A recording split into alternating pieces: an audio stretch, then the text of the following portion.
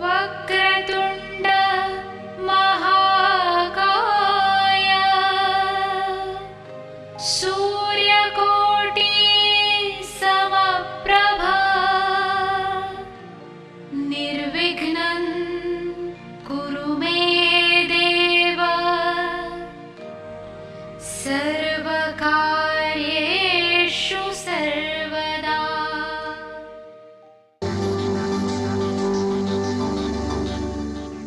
राजीव सूर्यवंशी वास्तु के क्षेत्र में एक जाना पहचाना नाम है।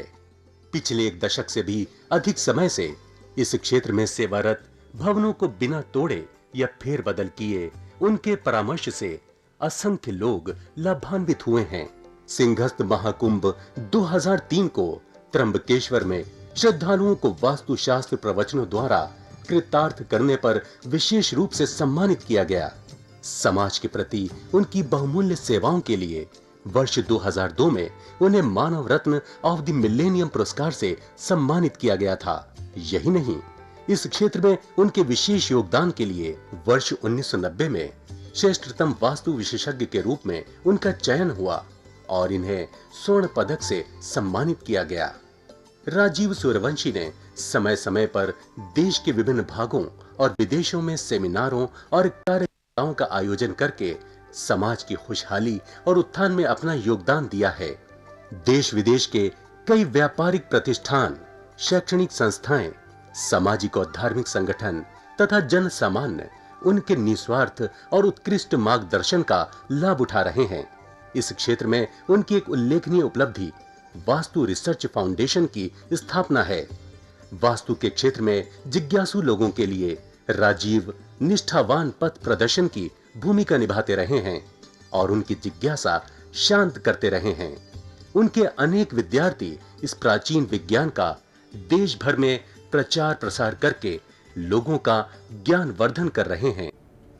नमस्कार दर्शकों, वास्तुशास्त्र एक पुनीत देवी विज्ञान है और वास्तुशास्त्र का उपयोग प्रत्येक व्यक्ति कर भी नहीं सकता। जिस व्यक्ति के पुण्य कर्म उदय हो रहे होंगे या ईश्वर की ऐसी इच्छा होगी कि इस व्यक्ति के मार्ग से विघ्न बाधाओं को सदा के लिए हटाना है, वही व्यक्ति वास्तुशास्त्र की शरण में आ सकता है। आज वास्तुशास्त्र आपको हर जगह उपलब्ध है, किंतु मात्र केवल जानकारी के रूप में।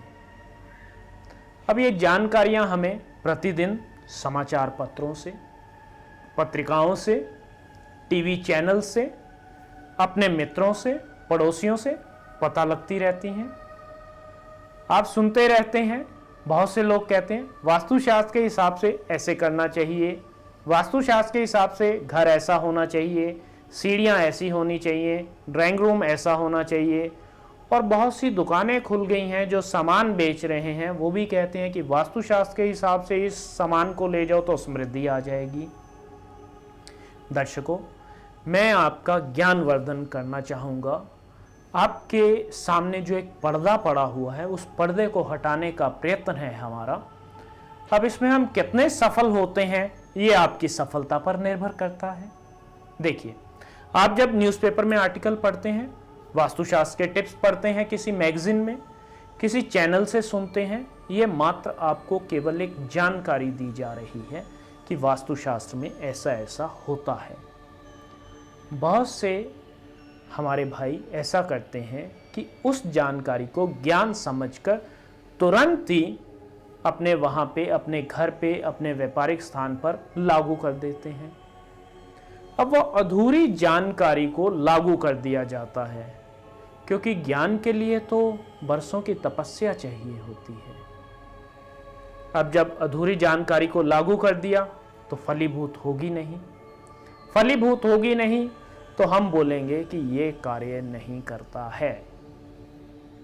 यदि आप वाकई में ही इस और सीरियस हैं, संजीदगी से वास्तुशास्त्र करवाना चाहते हैं, तो आप किसी अनुभवी वास्तुशास्त्री से मिलिए और जो भी अनुभवी वास्तुशास्त्री होगा वह बिना आपसे आपकी परेशानियां को पूछे हुए आपकी सारी परेशानियां स्वतः ही आपको बता देगा।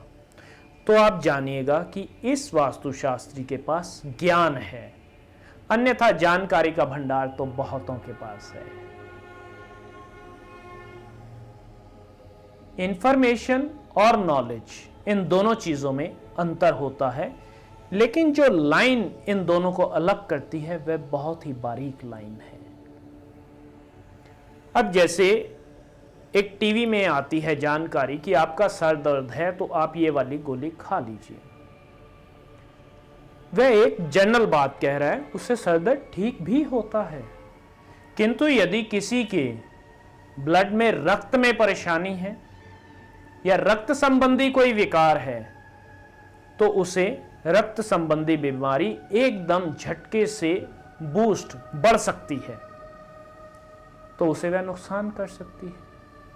इसी प्रकार से आप कभी भी ऐसी जानकारियां स्वयं मत कीजिए, स्वयं लागू मत कीजिए।